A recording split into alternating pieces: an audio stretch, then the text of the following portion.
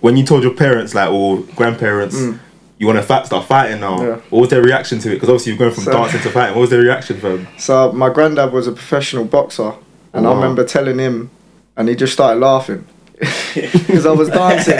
I was dancing. I come down and there's a little mirror in my living room, and I start shadowboxing, and obviously he knows what he knows what he's looking at, and he just started laughing, and I was telling him, listen, I'll be UFC world champion one day. I'll be this. I'll be that. Like, in his face about it, and he just was brushing me aside. I got my other family, like my uncles, always looked after me, because my dad died when I was 3, when I was young, so I never had sort of a father figure other than my granddad and my uncles. So I think that's played a big part in life as well. In what way, if you could tell us, bro?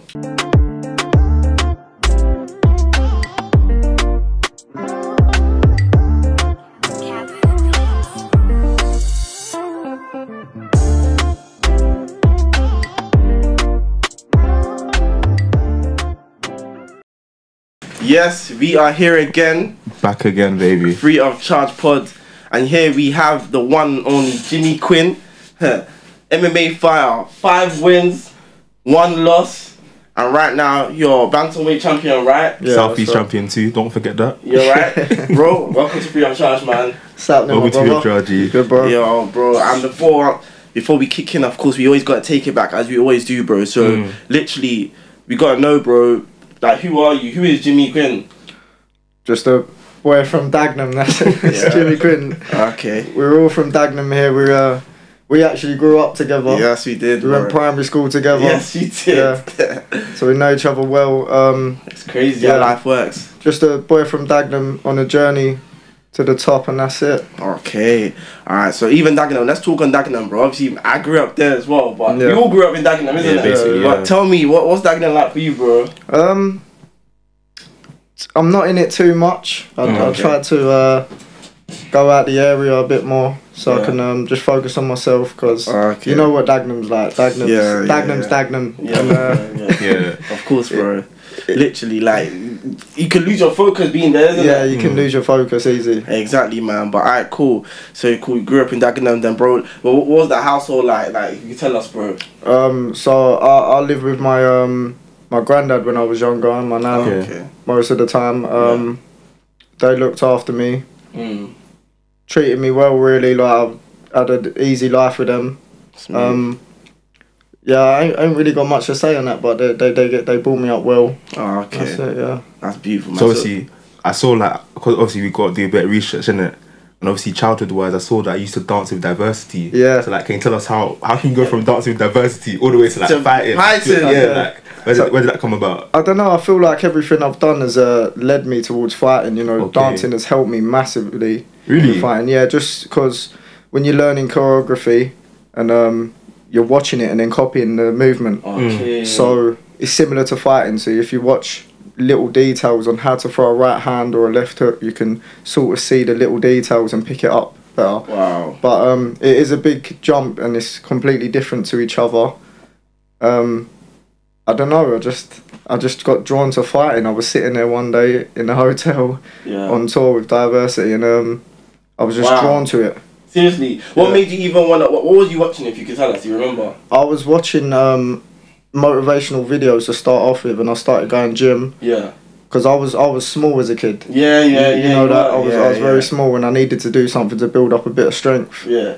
And so I started going gym. I was watching motivational videos, and then I must have clicked on a Conor McGregor motivational video. Oh, okay. Yeah, I remember you saying that. Yeah. Yeah. This was the time that he was preparing to fight fight Mayweather. Oh, okay. And I was just drawn to it. I got chills watching it. I remember being in the room, and I thought, let me try shadowbox. I started shadowboxing, and I thought, yeah, you know what, I'm gonna try this. Couldn't fight at all. Damn. I was like, fuck it, I'm gonna go for it. Shit. And what was this? This is like, what, 2017, I think, isn't it? 2017, yeah. Yeah, wow. So, okay, alright. So you just went on to just get motivation in the first place, isn't it? So before we even get into that conversation, in terms of dancing, like, what was that for you at that time?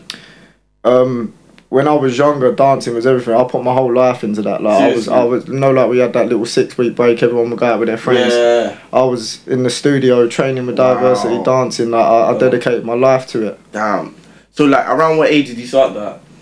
I started dancing about 9, I'd say. Wow. Yeah. So even from you starting at 9, like, was you always that, like, you know, serious kind of person in terms of like your mindset and your approach to something? Yeah, I guess so. I feel like I've been built into it because being around diversity, they're very professional. So the way they handle things, deal with things is so professional that you sort of pick it up. You know, like your surroundings and the people you chill with. You're a product of your environment. You're a product of your environment, and I definitely picked that up from them. That's okay. Yeah, I like so, that.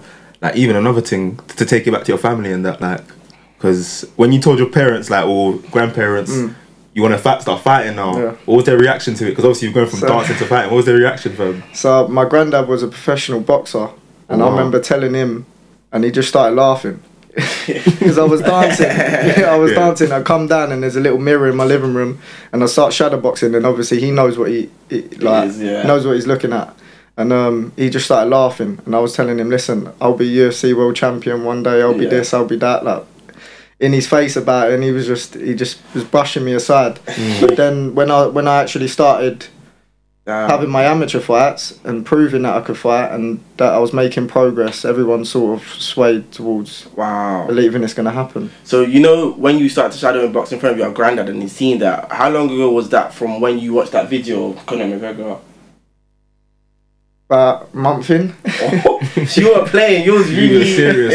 You were serious. So I was so determined. I think it fueled me, really, the fact that people was laughing and like saying you can't do this. Wow. And like, I was so fueled by it. Like that was my motivation as well. Damn. So yeah, it forced me to level up. Damn. Okay, so now, alright, so sounds like dance was your first love.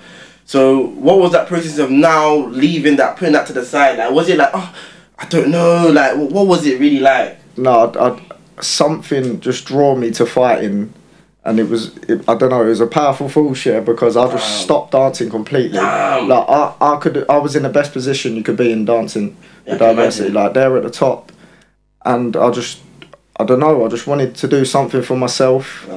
Something was telling me stop and just go into fighting, and it's played out well, and it's playing out well still. It's amazing for me. Now that is crazy, I can't lie, because like going back to what David said now, like cool, with dance and then boxing, of course we can say in a way in terms of like learning a skill, repeating time and time again, that could be quite similar. But the aggressive side of things, like growing up, would you say you was an aggressive person? Like obviously I know you, and you was calm. I wouldn't say you're someone that would look for trouble. Like you were just a calm guy. Like everyone knew Jimmy. That's how it was for me. But so for you now actually starting boxing. I said boxing, Jesus Christ. Kickboxing, like that's still the same thing. Yeah. Did that aggression have to like come from an environmental area, or was it coming from within? I think it just builds up as you go along. You sort of develop into the type of person that can deal with violence the more you're involved in it. You know what I mean? So if you put yourself in uncomfortable scenarios and you're getting hit in the face, you're throwing them back, it sort of builds you into that person. Of course. The more you do it. So of course. I think it's something that you develop. Okay. So now let's actually get to it. So first, your shadow boxing. When do we finally get into actual boxing gym? So I went down to first of all I went down to Daggers at Heathway. Boxing gym. I went there for a month. But I wasn't drawn to boxing as much as MMA. I knew I wanted to do MMA, but I just wanted to get my hands good. Yeah. I remember you started boxing, a bit more boxing. I remember in the gym, you were just doing a lot more boxing and being with Victor, who's also another fighter at first, isn't it? Yeah. So when did that transition now start to play about? I don't know. I just went down to the MMA gym. Because I was training with Victor as well and was doing boxing. I just wanted to do MMA. You was more drawn to it? I was just drawn to it. It was like something was telling me, go down to the gym. It took a while to get some balls and go down there. Yeah. But once I went down there, I was like, what is there to worry about? Yeah. Like, everyone's here to learn. Everyone's here to train. I like that. So, it was no bad vibes. And then I went down to the MMA clinic, joined up. And that was it. Wow. Ain't stopped since. Well, where's the MMA clinic, by the way? It's in Romford. Romford, okay. There's one in Romford, one in Bucks, and one in Angel. Okay. So Angel, North London, isn't it? Yeah. Okay. Yeah. Even I really wanted to get into your mindset, innit? Because so, what age did you specifically step into the boxing gym? I was 18. I know 17. Okay, so like in that first month, because I feel like a lot of people, anytime they want to do something, that first month is the most key. So was there ever a thought where you thought like, nah, this is not for me, or this is like anything hold you back? So you just fully focused, like, this is it. Fully focused, yeah. Like I knew I wanted to do it, and I knew there was guys that are better than me, and I knew that I'd have to catch up with them. So I was putting in the work, and I still do now. I know there's loads of catching up to get to be in the UFC and being a UFC champion. You got to work your ass off. Like it's tough. So I was looking at these guys in the boxing gym sparring, and the pros at my gym now, the MMA clinic. Yeah. I was thinking one day I'm gonna catch you up. And I'm just going to put in the work, and that's it. Okay. So then now, with you going to the MMA clinic, like, what was the frequency like at first? Was it, twice a week, 3 times a week? Like, what was it like? No, to be honest, I was going, like, because of how your body feels when you first start out, you get so sore. And I was trying to build it up, because now we do, like, 3 sessions back to back, 2 sessions back to back, and it's hard work. But when you say 3 sessions, what, back to back, like between what time and what time? So on a Monday, it's I'll go work, come back home. 6 o'clock is boxing, 7 o'clock's jiu-jitsu, 8 o'clock's Muay Thai. Wow. So that's 3 different sessions with 3 different coaches, all different bodies. So there's people coming in fresh who don't do all 3, and there's when you're burnt out and you get to that last session, you're fucked. Your body's. It's good though. It's good. You start. You build it up, and you build up a tolerance, and then you can get through it. Wow. So like, if you doing that, like, as time has gone on, have you like started to identify more things that you like more or less, like in terms of I'd love to work on this most, like I don't want to do that as much, but I still do it because like is it I mean, I'm obsessed with it all. I love it all. Like, I just love improving, but the main thing for me, I think, is striking. Yeah, I knew you were gonna say that because I've been watching you. I've actually been watching you. Like, it's clear. I can see that. Damn. Like, I love wrestling, but there's something striking does when you land a punch on someone. Yeah. Or a clean combo. Yeah. And they just have no answer for it, and they're just puzzled, and they can't figure it out. It's the best feeling. You know, we're gonna get even more into that as time goes on, because we need to talk on striking, on the knockout. Know what I'm saying? But even in terms of like now actually putting someone into a submission hold as well, like just going to clinch or whatever, like what is that like in terms of practicing and learning that on other people? Yeah, like, how is that like? Well, we do drills, so our jiu-jitsu coach will show us the choke, or show us a sequence, and we'll just copy it, and you just drill. Obviously, it's not sparring, so you're not going 100% with each other. You're sort of letting the guy do the choke, and then he works it, gets used to how it's done, and then you just drill it, and then you put it into practice when you're sparring. Oh, okay. It takes a while. Of course. Jiu-jitsu's a long process. Jiu-jitsu, man. Jesus, it's crazy, fam. But you know what now, cool. So you said 2017, that's when it all begun. And then from what I remember, your first fight was actually in 2019, right? Yeah. Alright. So what was that whole process going into it? Like your first camp, this is your first whole everything. So what was that like now? Like when you first found out about, okay, you're gonna be fighting this opponent on this date, like what was that whole like experience like, hearing that like, raw, I'm actually about to have a fight, like a fight for me, I'm going to be on this booking paper right here, my face doing this, like what was that whole like, bro? It's crazy. It's like I don't know. As soon as you get told that you've got to fight, well, now I'm comfortable with it. But at first, when I got told, right, you're fighting on this date, it's in a month's time, it's like shit. Yeah, like real now. You can feel your heart in your mouth here. You're thinking this is it. Like you get that little adrenaline. Yeah. And you're like, and the training, it's like there's training and then there's training for a fight. When you're training for a fight, it's different. So what's the difference, bro? You're just so much more focused, much more determined.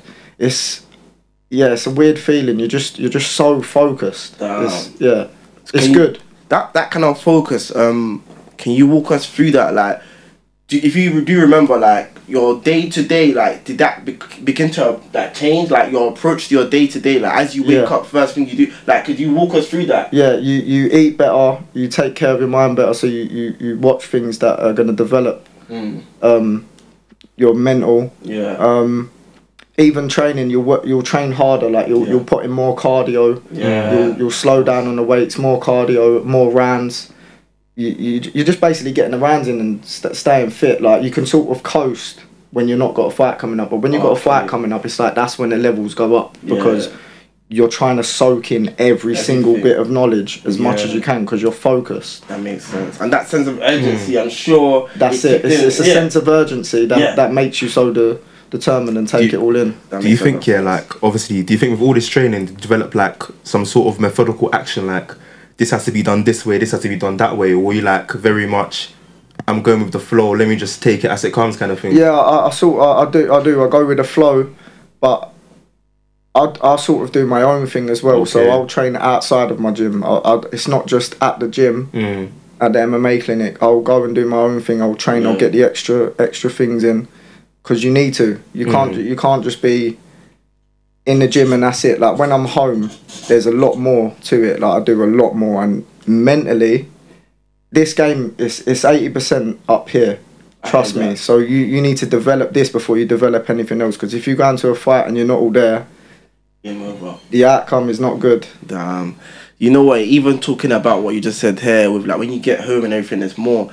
So, are there times where you have to switch off just to like spend time with your family? I try to. I wish I could switch off. Like I'm so obsessed with it. I sit there and it's crazy because I even tried it the other day. Like I tried watching normal TV and I just couldn't. I don't watch nothing. I generally couldn't. Like I couldn't bring myself to do it. I was watching it for about 10 minutes and I just switched off. Like, what is this shit? And I was like, And then I just put on YouTube and just put on something motivational or something I could learn from, something that I could. Thank you. That's it. So I keep spinning you. It's real. It's real. Because otherwise you're wasting time. Like it really is. Like literally. You know, when you're young as well, you've got a certain window to do certain things, 100%. Especially in fighting. Like it's a young man's sport, fighting. You can't be 30 and then go, okay, I'll start my career now. So you have to take in as much as you can, develop that, because the prime age of fighting is about 27, I'd say. Oh, okay. And I'm nearly there, and I want to be the best I can. So that's why I'm just working as hard as I can. I sit up for like hours and hours watching it. Seriously. Hours and hours, and then I think, I wish I got them extra hours sleeping, but then sleeping is pointless. Do you know what I mean? In a way, it's pointless. That's wasting time as well. So, but obviously you have to. Other than recovery, of course. Yeah, you have to sleep, but it's very difficult to switch my brain off. Wow. So you've been able to still like have a balance in terms of, even though you're switched on, you're not hello like you're not on a crazy thing like. I'm not always in fight mode, but okay. That's the good thing. Okay, so like even not to get too in of your relationships and stuff, but like I don't know if you're in a relationship, but like you're still able to like go to your soft side. Yeah. Okay, alright, cool. So now going back to your first fight now. Let's talk on the last, let's say 3 days created that fight. I'm sure things are changing now, because now you're like, bro, it's really gonna happen in like 3 days, bro. Like this is crazy. Was there any like specific thoughts that you can still remember from back then? I think a couple days before the fight, you're just focusing on the weight cut. Okay. Like you're yes. That shit's grueling. I always see like them talk about it. Bro, you don't even focus on the fight. You're just worried about making weight. You're worried if you're not gonna make it. Like you're not eating anything. Can you like talk us through that process for people like who don't know about fighting and things like that? Maintaining that weight, because maintaining your weight, a specific weight, that must be hard. Yeah. Jeez. So what is that like? But the thing is, you can only I cut a lot, so I can only maintain it to a certain degree. So I still have to do a big cut. Okay. I fight at 61 kilos, which is bantamweight, obviously, and I walk around about 72. Okay. 70. So I've got to cut like 11 kilos most of the time. Oh, that's a lot, fam. It's a lot, bro. Yeah. Especially in a short space of time too. Yeah. Damn. Oh gosh. And I think as I've developed as a fighter, I've developed more muscle, so I feel like I've got more dent, so it's harder to cut the weight, because each time you go to cut the weight, it gets harder, and as you get older, it gets harder as well. But it's a hard, long process. Like mentally, it's just so draining. Like it's the last thing you want to do. I can't even imagine that. It's the worst part of fighting. The fight is the easy part. It's making weight. That's the hard part. So like now, cool. In terms of like sacrifices, there has to be sacrifices made. What are the things that you're sacrificing? Like, are there any things that you're like, oh man, I wish I never had to sacrifice that thing, but I had to. Like in terms of food or just Food. Yeah, what is it? I'm a big eater. I love my food. Yeah. So when you're going down to like 1,000 calories, or you've got to eat certain foods that you don't even like, but you're eating it because it's fuel. Yeah. It's just nasty. Like you look at a cake on the side or a biscuit, and you can't even eat it because it's got 100 calories in, and you think that's nothing. Usually it's one biscuit. Yeah. But you think that 100 calories ain't even worth it, because if I eat that, it's mad. Like, you actually put on. Damn. And you have to burn it off. So you're backtracking. So it's like, it's tough. Yeah. Jeez, man. Okay, so now, all right, cool. Now we get to, it was July, isn't it? By the way, July 2019. So the name of the fight, by the way, I think is it Rohan Dar? No, that was the first fight? Yeah, Rohan Dar. Yeah, okay. Alright, cool. So now I wanna know, I always wanted to ask these kind of things, like, as you're walking inside, you're actually walking inside the cage, what are your last thoughts? It's like before I go out there, my coach Tony Anderson tells me flick the switch. And that's it. It's literally like you flick a switch and that's it. You're about to fight. For real. That's it. You walk out there. You don't have time to be unconfident. You don't have time to say. You don't have time to walk out there and start stuttering. Yeah. You have to get it on. That's it. That's the only way you come out a winner, is being confident, carrying yourself well, going out there and showing that this is my night. Yeah. And you're just here to participate. That's it. I like that. I can't lie. And you know what, alongside of that, even with music, what is the music that keeps you going? The music? Yeah. Because your mindset, like, even looking at you, like obviously not right now, this moment, so I'm just talking, but in general, when I see you inside that room, even when you're celebrating, you still look so damn fixed and serious, you know what I'm saying? Yeah. Like, what is that music for you?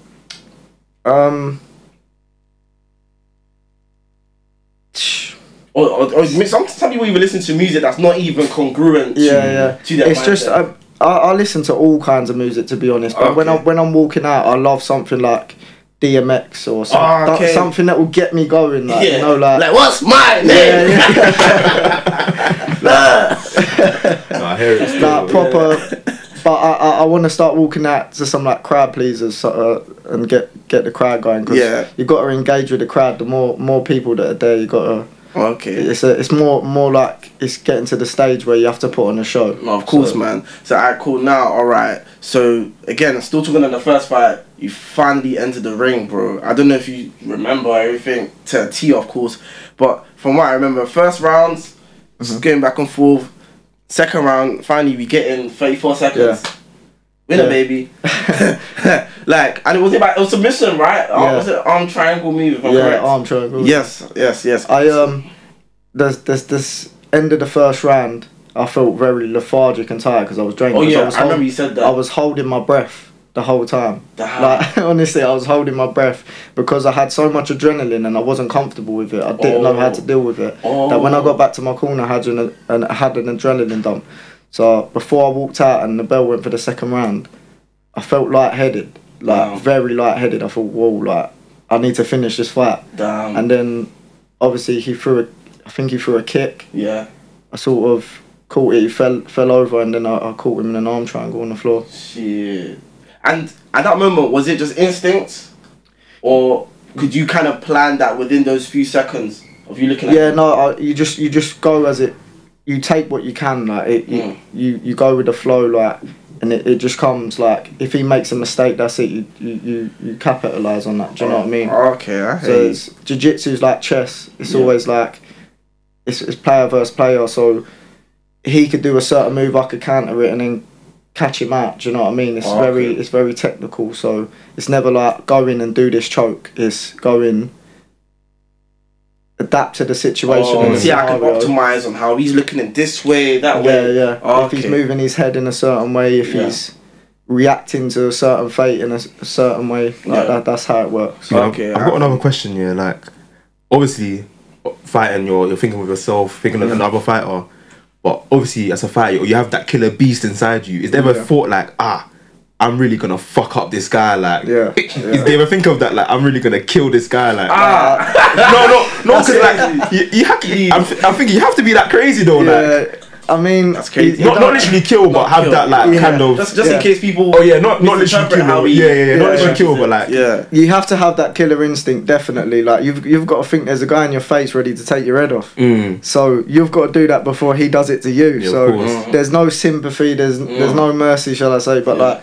You just go in there and it is what it is. Okay. Like, if he gets hurt, he gets hurt. Like, it's part of the game. We're both in there. We're both in there. We know the consequences. It's facts.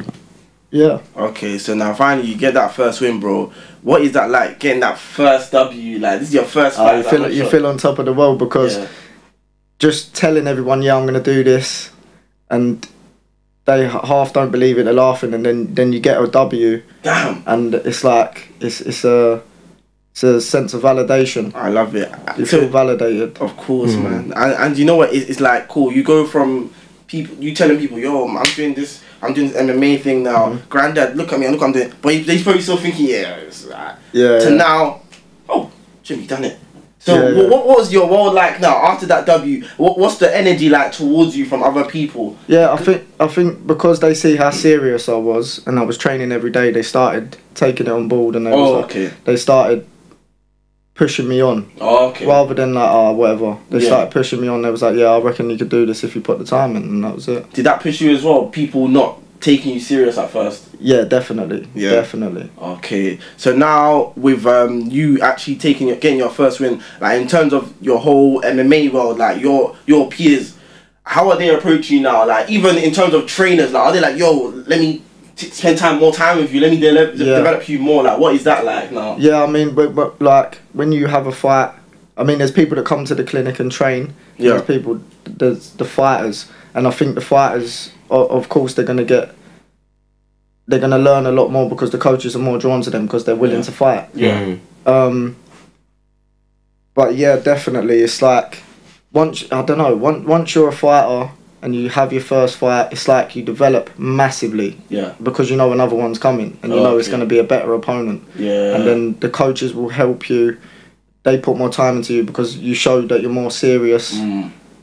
It's more than just training. You actually want to fight. So, yeah, they definitely put more focus onto you. Okay, and then you know what? Going a bit more forward now, going on from 2019 up to now, you was winning consecutively, like fight by fight, you're winning. So now it's like each fight, alright, I'm getting it. I'm getting what I want. Each time it's happening. So what's your mindset now? Like, cool, now you've won a few times in a row now. Like, what is your world like? Are you in your head thinking, yeah, undisputed, whatever? Like, what is in your mind? Like, you know, no one's untouchable. Everyone's human. I'm human, but you just gotta stay focused, stay determined. Because if you start thinking, oh, I'm a winner, that's it. You start celebrating. And you start celebrating. That could be your downfall. Oh, of course. So it's very true. I think I've learnt my lesson in that. Oh, okay. So that's a stage where you've been at before. Yeah. That's a stage where I was at. I was thinking, yeah, I'm a winner, this and that. I started celebrating, going out, partying, like an idiot, thinking I'm the man because I won a belt, and it cost me. So it happens, man. Because you know what? One thing I will say is also, from when you started to win, would you say that your killer instinct was becoming less sharp, or was it becoming a bit more? It was still there. It was just my fighting was slowing down. Like I was less sharp because I wasn't putting in the training. I wasn't putting in the hours. I was going out drinking, and it's no good. That's not what you want to be doing. Like you're an athlete and you've got a fight coming up, and 3 weeks before you're drinking. Come on, do you know what I mean? But I feel like that camp that I had when I lost, that has developed me as a fighter so much, and I'm so happy it happened. Like it happened for a reason, definitely. You said it's a blessing in disguise. Yeah, 100%. It's a blessing in disguise. Yeah, 100%. So, even with that loss, what are you feeling in your body at that time? Like, did your heart sink? Where's your mind going to in those few seconds as it happens? I was just hitting myself about it. I didn't care about the guy who beat me. Like he's just there. Do you know what I mean? Like this is not his win. This is my loss. That's how I was taking it. Yeah. And I feel you. I remember sitting there after he tapped me, and I just looked up at the screen. And I thought, what have I done? Because I knew I didn't put in the work. I knew, and I was thinking I paid for it. This is karma. Yeah. You said you went out as well, isn't it? Oh man, but literally, as we all are as people, we can only look at L as a lesson and keep it going. And even going on forward from that now. So now, again later, you did eventually agree to go on another fight, isn't it? Another fighter. So with you now going on to another fight now, the next one, what was you telling yourself? Were you telling yourself, I'm definitely gonna, you know, get this? Because in fact, you know what? I don't even have to ask you. I remember seeing on Instagram, you're not saying the get back. It became like a thing for you, like it was your mantra, like to get back what is yours. So what is that whole approach of that camp? I just stayed focused and just stayed focused, stayed out of the mix, no going out, and it's because fighting is, you have to make a lot of sacrifice in fighting, and if you don't, it will cost. And I made a lot of sacrifice that camp. I was training, I was going out doing my hill sprints on a Sunday morning. I was getting a team together. We was having sparring sessions more. So I was just grafting my ass off. And at that time, did it feel like you was fighting for your life? Like, because that could have been everything. Yeah, in a way, because it's my career. Do you know what I mean? I was still confident. It was never like a thing where it knocked my confidence and I was like, what if I lose? I knew I was going to win because I was putting in the work for the next fight. But it's just, I can tell, man, because one thing about you, you even said this, but before I even saw you say this, I could see it. Like, you literally approached this like you are a pro already at this very moment. Know what I'm saying? And how long has that been? Has that been from the get-go? Like, from the get-go, I can tell. I can tell. If you want to become a professional, you have to carry yourself like a professional. Exactly. So there's no point. Like I never see. Although I was fighting amateur, I never seen myself as amateur because I wanted to train like a pro. I wanted to be a pro. So the whole process of me training was to get to being pro. And further. So this was just a stage in my life where I had to get through to get to pro. Okay. So I was treating my training like I was a professional. And just putting in the work and grafting, because I know there's guys at the UFC like these Russians and like Dagestani guys and all that, and they are grafting and they're at that level even though they're amateur or they've just started out fighting from Sambo. Like, they're at that level already. Wow. So you have to be there as well. You just need to make a name for yourself, climb up the rankings and get in there. That's what it's about, man. Even talking about Russians, I remember you talking about going to Thailand, isn't it? Yeah. And you're training with some Russians there as well, right? Kazakhstan's, Russians, all of them. Tell me, what was the energy like, bro, with dealing with people who, I'm not saying the fighters in the UK are not there, but the comparison, you can still say that there's a gap between people from there compared to here. So what was that like now? I mean, it's crazy because you hear people like the stories about how strong they are. Yeah. And so you go in there and you sort of know their level already, but when you actually feel it, you're like, fuck, like they are strong. But it's you can beat them. It's never out of reach. Do you know what I mean? Like they're human as well. So I feel like you could develop and be better than them 100% within a couple of years. Yeah. Okay, so that feeling you just mentioned, like, when you actually was like, you're sparring with them, isn't it? So when you're actually with them, you're sparring, you're going back to back, like, what are you thinking? Like, rah, fucking hell, these guys are actually, you know, they're going hard. Like, was it a mindset thing or more of just a strength thing physically? I think it's a mindset thing as well. If you let it play in your head that a guy is, say you're fighting a UFC fighter and just sparring him, if you put him on a pedestal, he'll fuck you up. If you don't put him on a pedestal and treat him like everyone else and he's human, because he is, then you'll start seeing tweaks in his game and you'll start seeing things and you'll realise that he's just like you. Do you know what I mean? So you can, And you saw that, so I'm assuming you had great conversations with them as well, isn't it? Yeah. So what did you learn? Like, could you listen at least like 2 things you could say you learned from that trip? Yeah.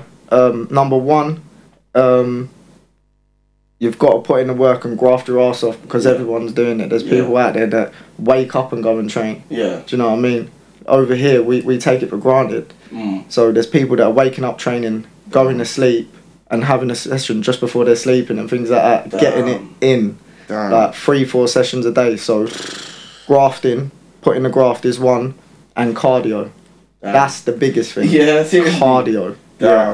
got to get in your runs, got to get in your sprints, because that helps massively. Even talking on cardio, this reminds me, I was actually watching one interview the other day of a fight. He's actually I think he's a boxer, isn't it? Zab Judah. I don't know if you know who Zab Judah is. Yeah. But yeah, he was actually talking about when he actually worked with Floyd for his fight against Manny Pacquiao. And you're saying his work ethic is different, diabolical. Yeah. Like, he's saying that's literally why he is where he is, because he'll say how like he'll do like 2-3 workouts in a day. He'll go to sleep around let's say I think 8 p.m. Wake up again 3 a.m. Cool, let's do a run up the hills. Let's do a run, get security. I'm like, this guy's crazy. Crazy. Jesus. He used to be in the club, not drink, have a good time, and then he'll think, fuck this, I'm going for a run. Literally. With jeans and Timberlands on. So that's he done that. Yeah, I didn't know that. It's crazy. Like this is, you got to have that mindset. Yeah. Like you got to have that mindset. You have to be a grafter. Like in anything. Yeah. Like if you put in the work, you'll reap the rewards of it. So I feel you. That's it. Okay. Just put in the graft. I feel you, man. So like even with the work that you're putting in now, do you feel like it's enough, or there's never a limit? Nah, there's never enough. I mean, you have to listen to your body and you have to recover, but it's never enough. You wanna build it to a point where you could train 3-4 times a day and feel okay. Do you know what I mean? Okay. So even in regards, going a bit back to your mindset, yeah, when you're having your people, like your friends and everything, are you making sure I'm around people who are sharp? I'm around people who are doing their job in their life. They're doing their thing. Yeah. Like, is that what it is? Yeah. You gotta, like, I have friends that are my friends from school, and that I just chill with. Like, I enjoy being around because you need that. And I've got friends that are grafters, like boxers, the MMA fighters, and there's a difference. When you're with them, it's training and hard work, and when you're with your friends, it's sort of fun and chill. Okay. So you've got to have a balance in life, but I feel like when you're in camp, you have to be around fighters. Okay. You have to. Mainly. You can't have these days where you think about going training and your pal has called you up, let's go for a Nando's, let's do this, let's go out, and you end up falling off track and going, okay, cool, end up going out with him, and miss training. So you need people that are going to keep you in point and keep you in check. To be like, come on mate, let's go, let's get up and go for a run. And then we'll go Nando's. Do you know what I mean? Yeah, that's priorities, isn't it? Your priorities. It's sacrifice. That's what it is. It's a hard thing to do, especially in our area. Like, sacrifice is hard. It's easy to get caught up, but 100% you got to sacrifice. That's what it's about, man. But do you feel like you're at a point now where people understand that that's what it takes for you to get where you want to get? Yeah. So they know to excuse themselves. Yeah, 100%. Like my friends are backing me all the way. They if sometimes they even keep me in check now, and I've got to a point where if they're not like that, I have to build up their mindset with me. So I like building up everyone around me and pushing them to be like, come on mate, get to the gym yourself, work on yourself. You'll go further in life, because just going gym, even if you're just lifting weights, it's good for you. Like, you just develop a different mindset in life. You go to work better, you start working harder, like, because you're in check. So I want to build everyone up around me. That's what life's about. You got to build your team up. You got to have a solid team, build up together. And makes sense, man. Okay, that's what it's about, man. And you know what? I just want to go back to with you going to one of your last recent fights, bro. You know, the whole concept of knocking someone out. I want to know the exact feeling, bro. I can't put it into words. You can't. There's nothing like tapping someone on the chin and they fall. Like, it don't even feel like you've hit them. When you've knocked someone out, it doesn't actually feel like you've hit them. Like, seriously. You know, like sometimes you throw a punch at someone and it will hit them and you can feel the connection. You can't really feel the connection. It's like it's a weird feeling. It's like, I don't know, it's like you're punching the air and you've hit them and they fall. You're like, finally you're down. It's like, so you just want to keep going non-stop. I do want one of them though, where I knock someone out and I can just ground and pound their face. Like, that's a vicious knockout. Because you know what, I'm not gonna lie, bro. When I saw you do that spin heel kick, that was crazy, fam. I said this to David before we came. I chased my eyes. You know why? Because I saw the story behind it. Yeah, you know, that's the get back. If you taking the L before that, I understand, because I've been at times in my life where I've taken the L and I've gone a W after. The Furia, the whole, like, it's like a movie sometimes, isn't it? This is really happening. I wanted it that bad. All those ongoing thoughts, day by day, sleepless nights, literally. 100%. You know what I'm saying? Like, you know, even when you're lost, did that affect your sleep, bro? Yeah, in a way it did. You want to be real here, you know what I'm saying? I remember I come back from the fight that I lost, and I sat there and I didn't even want to talk to anyone. Even in the car, I was just like, I was so focused on getting back already. It was just stressing me out. Like I was sitting there and I was just staring at the walls, like thinking, what the fuck just happened? Like it kills you, especially when you put everything into it. But I know I didn't put in the work for that, so I was sort of kicking myself, being like, and I need to keep myself in check.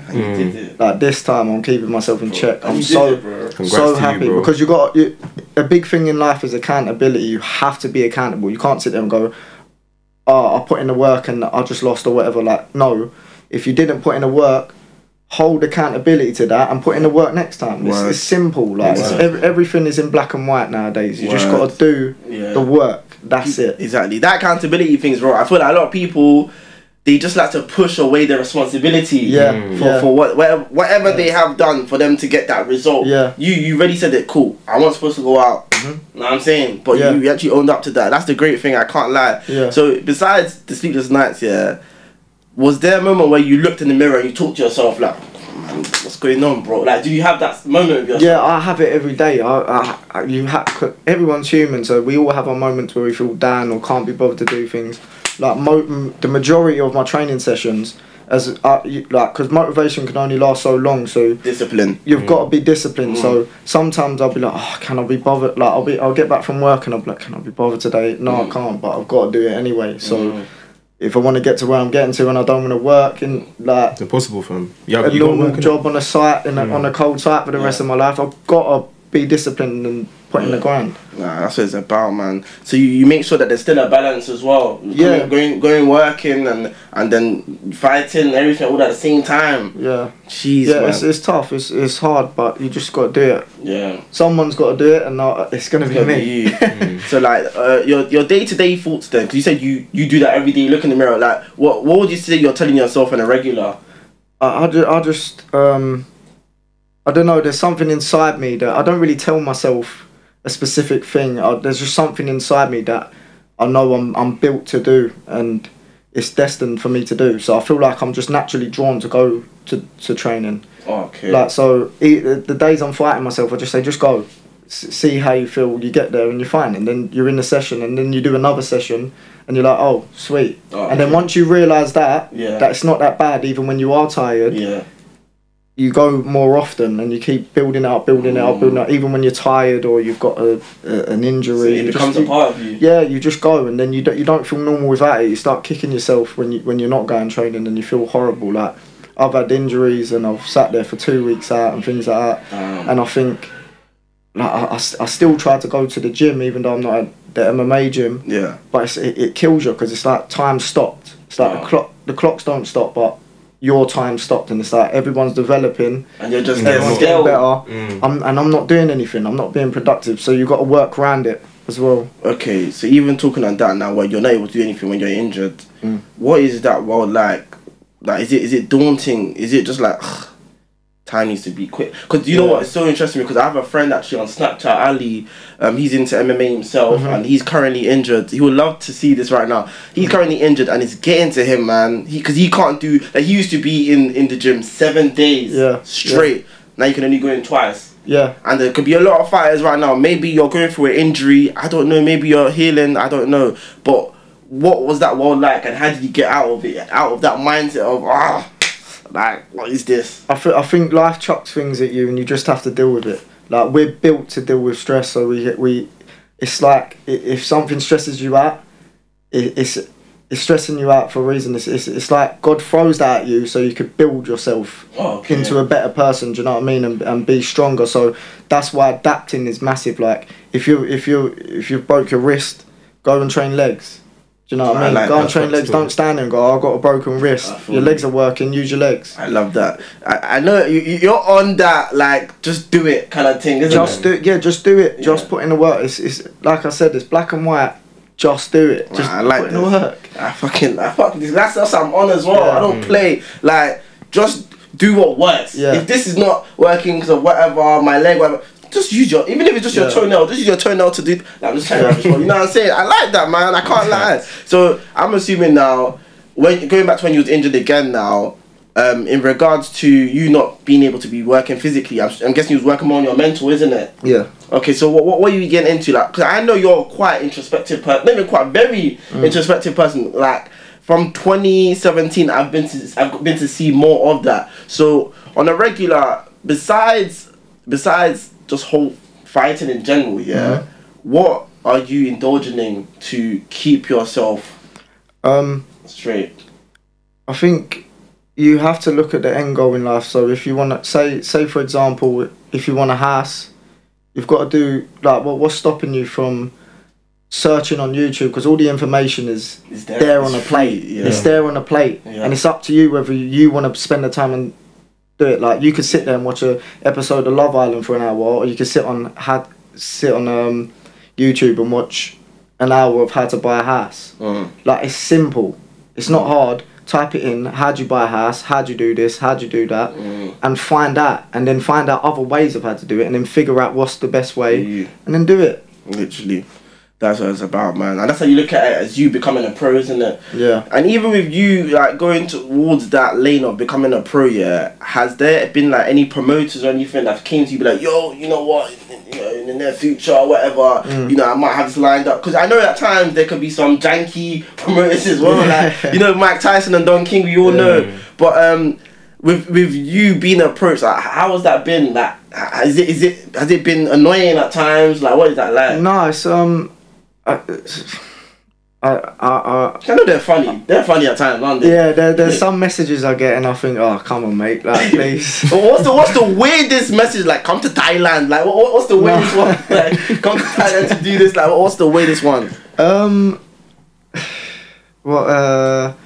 I'm not too sure. I've had to think and like backlog, but I've had some weird messages, man. Like, funny. Seriously? Funny, yeah. Oh, man, that must have been crazy. Like, because, like, just going through certain fighters' careers as well, it seems like sometimes that makes such an impact on their career as well, in terms of the money and everything. But it seems to me that you're aware of what's important. Like, obviously money is important, but you're aware of how important that is, and knowing to guard it. That's what it seems like. You're talking about houses and stuff. People don't even think, even though we're still young, nowadays we're getting to that age of where we are gonna at some point get a mortgage. And you have to. We're getting to that age now where you have to start flipping the script and doing things to invest in yourself. Exactly. So, but I think obviously you've got to. Everyone enjoys themselves. There's like, if someone said to you, look, you could drive that Lamborghini for £200 more, or drive that Lexus, you're going to end up paying the £200 because you want a Lamborghini. Do you know what I mean? Everyone's human and everyone wants to show what they've got in a way. But I think you just got to stay focused, like, and don't get too lost in this material world if you haven't got it yet. You have to just work on yourself, stack your money, save your money, and just like invest it into something that's going to benefit you. That's financial advice from Jimmy himself, man. Damn. But again now, besides Thailand, at some point now you've actually been invited to an MMA fight camp, right? Yeah. This is in San Diego. So I think it was 24 people in total as well, wasn't it? Yeah, 24 people. So first of all, like, how did they? I don't know if you know, but do you know like how they went around with picking those 24 people? Yeah. So there was trials, and there was an advert on Cage Warriors, and obviously people applied for it, and there was over 300 people that applied for it. Whoa. It's only meant to be pros, and I was amateur at the time. There was 3 amateurs that obviously got a call up and said, do you want to do it? And obviously when I got called and asked, I was like, yeah, of course if I can do it. like what am I gonna say no to it or something? Like, this is my career. Like, I want this. I'm hungry for this. So I went and done the trials, and I did. Oh, these headphones are moving weird. Sorry, 1 second, bro. I don't know why these headphones are moving weird. I think it's this one as well. If it doesn't work, then I'll just go without. Oh shoot. Yeah, there's only one here. That's calm. Sorry, Karen, bro. Yeah, and so I went to the trials, and the trials worked out well. Got the phone call from Graham Boland, and he said, "You've been selected."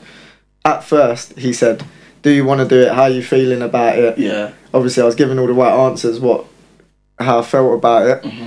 And he was like, "Look, it's a long time to be away from family, friends. 3 months, like it's 3 a lot months? of sacrifice. Yeah, Damn. it's a lot of sacrifice. Damn. But I'm here for it. Like that's you've got to do it. Why wouldn't you take it? It's there on the plate. So you just got to show up, and that's it." Damn. So now. I said, "Yeah." Damn. So okay. So with that experience, like being around pros, that is something that's different. Yeah. All around. So what is it? People from different countries as well. All over the world. There's guys from Bali. There's guys from Italy. Yeah.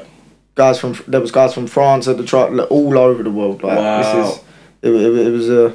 Yeah. So that's so the 3 months. You haven't done that yet, have you? I haven't done. Okay, so you're yet to. Yeah, I'm going soon. So. Is it this month? Yeah. Damn. Yeah. So that means you'll be back in what, April or something? Yeah. Sheesh. Like damn. All pros. Even I think you done a little trailer for it, innit? Yeah. Yeah, like what's the trainer for it? And your trainer was like, Jimmy's like the hardest person I've worked with in the gym. Yeah. And I was talking even like. They were talking about your family and your background. Yeah. And how like your granddad was a fighter. Yeah. Was there anyone else in your family that was a fighter? Yeah, my uncle Michael was a professional boxer as well. Okay. It's mainly my granddad's side of the family because he grew up. He had a big family, and he grew up in East London in a house full of like, I think he had 14 brothers and sisters all together. Damn. Something like that. That is sick though. It's actually in the blood though. So even like when your family saw, oh shit, like this is in the blood, like, and they saw you, this guy's actually serious, taking it, taking training seriously. You're winning fights. Do you think like there was a pressure on you or anything, or? Yeah and no, because I wasn't really focused on what they was thinking. Like they was already sort of like laughing because obviously I went from dancing to But I wasn't focused on what they was thinking. I was just focused on myself and proving myself right. So. It's amazing. Yeah. We love to see it, man. Nah, I can't lie. It's actually beautiful, man. Because not to sound cliche, but in a way, it kind of is like so far recently. It's like your life is like a movie. Yeah. Seriously, man. Like not to be repetitive, but cool. You went and took a loss. You know where it derives from. You get back, come with a knockout. Crazy. Also, I want to ask you as well. Was there any people that didn't hit you up when you took that loss? Yeah. Damn. Yeah, trust me. No, there's very few people that want to be there when you're losing. So trust me. Damn. So now you really saw two sides of the game. Yeah. What did you like? What did you think like when you realized that? Raw, like this person didn't hit me up. That person didn't hit me up. Like, did you look at them like different? Like, raw. Like, I see your intentions now. Yeah. The way I take it is that in life, the only thing you can do is make yourself happy, and you've got your own back. No one is backing you. You've got your own back, and then everyone just backs you up anyway if you're winning. Do you know what I mean? Like if you're losing, you have to develop something that's going to get you to win. So no one's going to help you with that. Nah, I feel you, man. I can't lie. But one thing I want to say is that I can't lie. You see your approach. I love how like you mentioned. Oh, you listen to DMX. I can get it because there's one post you put. This is when you was actually doing a square off, a face-to-face square off or something. You said he's pussy and I smell it. I know he's pussy. You said that over. You said something like his pussy is mine. Like I'm not gonna lie, I saw that on Instagram still, and obviously it was so funny. I actually laughed because the next post you actually won that fight as well. You beat him. So I want to know, as you went face to face, or when you do go face to face with someone, what is that usually like for you? It's mad. Like you can see the fear in their eyes. Like if you're confident, you walk up to them, you can see they're crumbling inside, and they're just trying to hold composure. So when you can just tell, and when you look at them and you can see the fear, it's like you build off of that and your confidence. You're like it's a good feeling. Like, it's like you know you've got it in the bag. Damn. Well, are you a trash talker or? I'm not a trash talker. Maybe I might write the odd caption, but it's amateurs, so it's back in the amateurs, you can't really like trash talk like that because it's pointless. Oh yeah, because they do it for marketing as well, isn't it? Yeah. But obviously, in press conferences in the future, maybe you'll get a little bicker from both fighters. And so. you know what?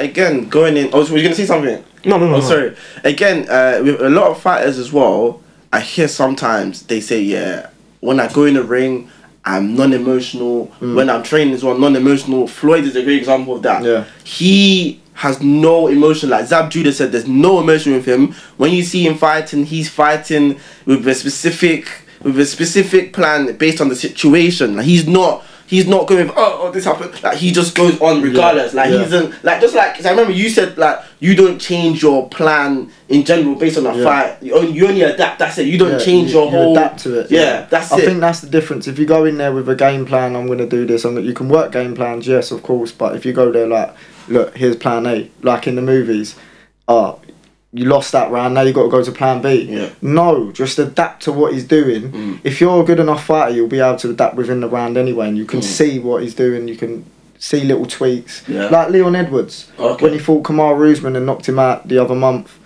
he adapted. Do you know what I mean? The last round, his coaches told him in the corner, look, you're going to have to pull something out the bag, like get yourself together. He's sitting there all feeling it's so motivational, that story and that the footage of the whole speech that his coach was giving him, and then he got up and got the knockout. But he was telling him, look, stop feeling sorry for yourself, get up and like fucking, you want this, you're here, like you're fighting for a UFC title, go get it. Like, I love, man. He's gone in there and then he's seen a tweak, he's moving his head slightly one way, through the I think he threw a left hand, just missed, so he leans over because Usman usually slips off the line quite deep, and he's hit him with a head kick and caught him. Damn, just like that's adapting.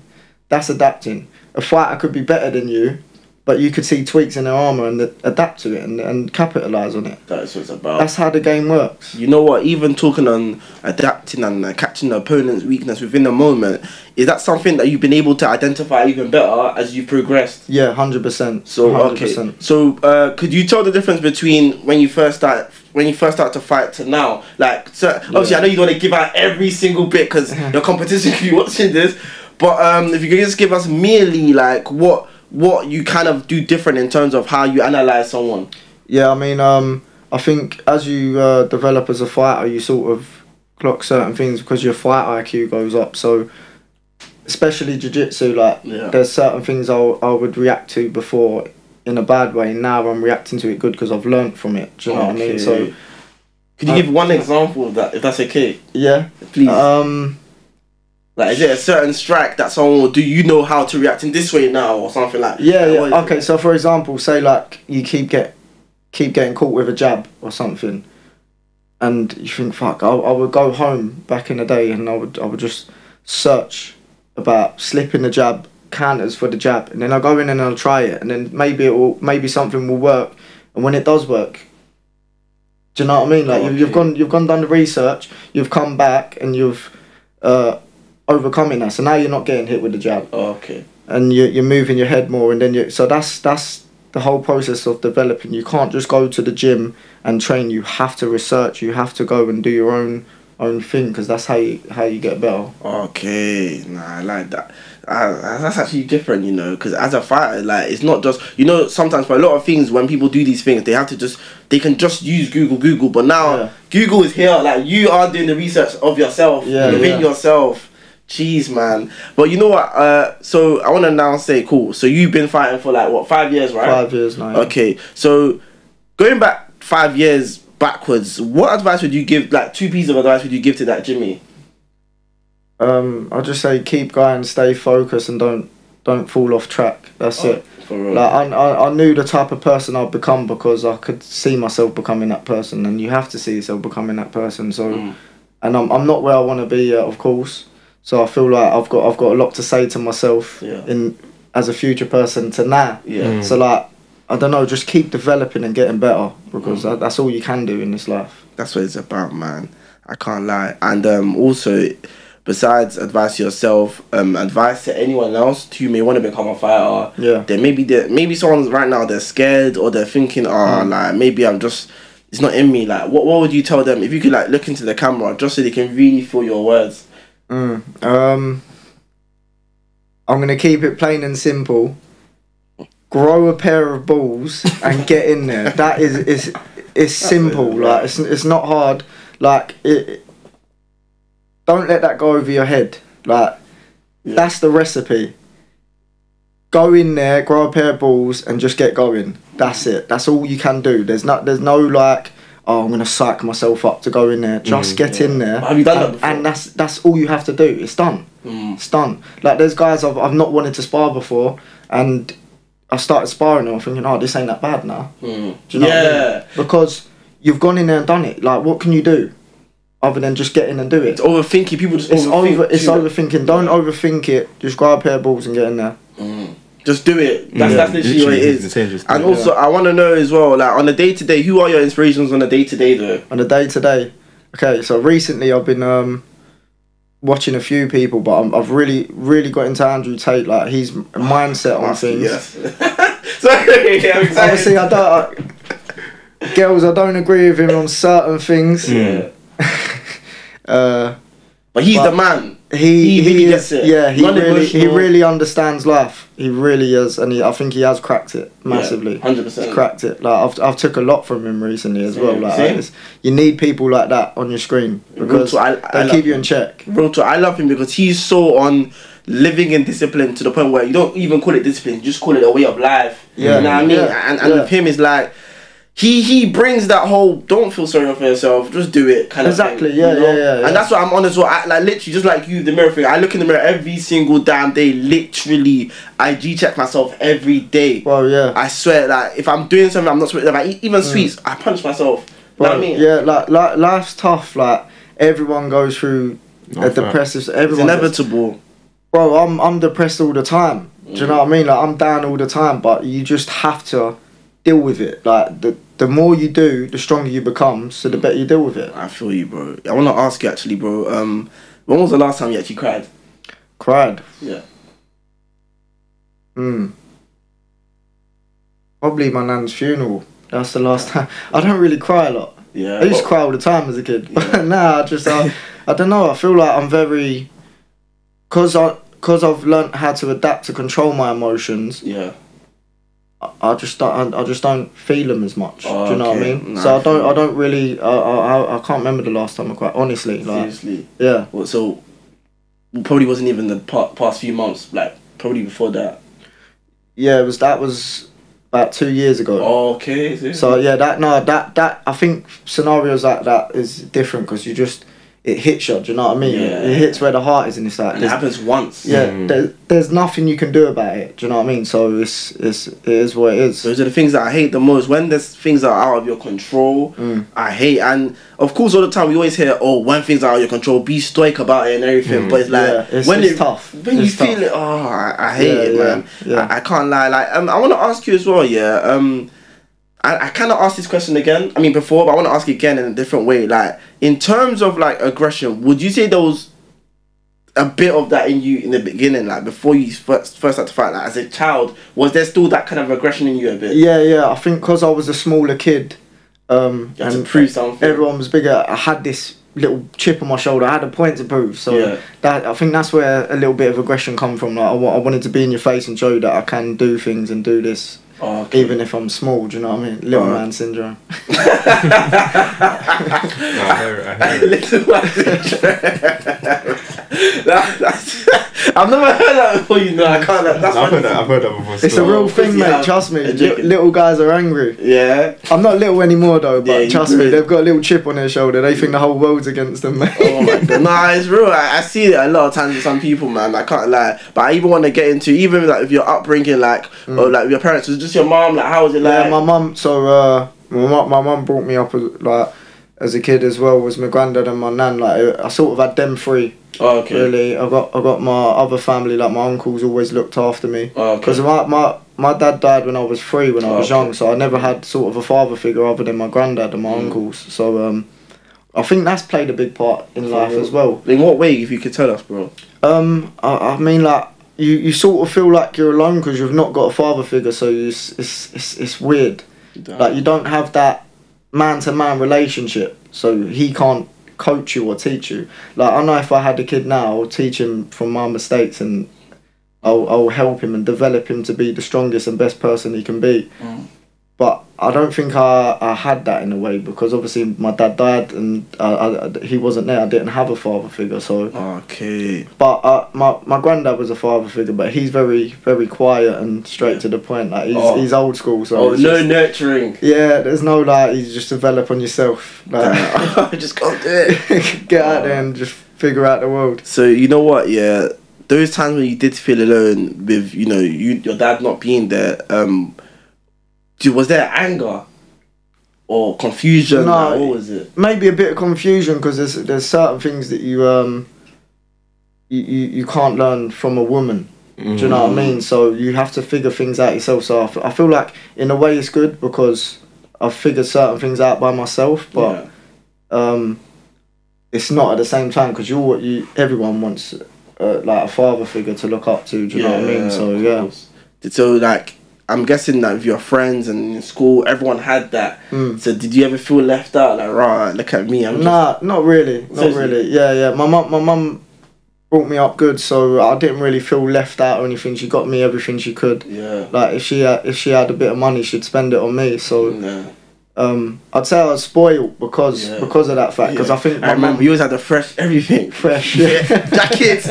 I'll never forget. Shiny jacket. Oh man. Oh. Yeah. Yeah, man. Nah, that's beautiful, man. Alright, cool. We're about to end it here, man. But is there anything else you want to say? More time, wait. Just a quick fun segment, innit? Oh, yeah. More time. Obviously, a lot of fighters have like pre-fight rituals, isn't it? Yeah, like, I know, like George St. Pierre. Yeah, like I was reading some interview about how he literally twists his nipples before every fight. What? He gets on to like twist his nipples before every fight. Like, he says how like it like wakes him up and like patterns him. Do you have any like pre-fight ritual? I think that's his kink, man. that ain't a ritual. He just wants a geezer touching his nipples. I'm sorry, don't kill me. Each to their own, but yeah, no, I have rituals. Like, I do certain things. Like, I'm in a way, it makes you feel like a weirdo, these little rituals, because I do everything in 11s. So it sounds mad, but like before a fight, it's very like everything has to be 11 times. Why 11? Why that number? I don't know. I'm just drawn to that number. But like, if I touch something the day before the fight, I'll have to touch it again 11 times. It's bare wit, like it's a thing in your head. It's all in your head. Wow. So even if you was to punch someone right now 11 times, it's that quick you can't see it. It's I'm punching them 11 times. That's crazy, man. Is there anything else you want to tell the people before we leave? Anything that you have coming up next? Anything you want them to know? Could be even something on your mind, bro. Yeah. So next fight will be in 3 months' time, obviously. I'd love the support of everyone, especially from Dagenham. You know, like we ain't got a lot of people doing it, and the ones that are, you need to be behind them and support them, like yourselves. Do you know what I mean? Like everyone needs a backing, so it goes a long way. And I'd like to say shout out to my sponsors as well, Essex Cairo Wellness. We've got next gen. Supplying the nice fitted tracksuits. Looking fresh. Yeah, coming out soon. I like that. Yeah, but other than that, that's smooth, man. Just stay tracking life and yeah. Alright. Maybe you're coming. Stay on track. Thank you for coming. Come on, and also your socials, bro. Don't shout out your socials. Yeah, so everything is Quinny MMA, 2 N's, Quinny MMA. Okay. Yeah, that's smooth. And with us, follow the journey, of course, man. And with us as well, Free of Charge Pod everywhere. Free of Charge Pod on TikTok. Free of Charge Podcast on YouTube. It'll be right there. You'll see it right here. All of our socials right here. Myself, AKSMAN00 on everything from Snapchat to Twitter to Instagram. Follow me up. I'm there. I'm posted every day. Myself, FOC_Davido on everything. Yes. Or you know how it is. Thank you for watching again. Yes. Comment, like, subscribe, and go show love to Mr. Quinn right And also, hold up. Let me punch you. Hey, Jimmy, I can't lie. It's been a pleasure, man. Thank you, seriously.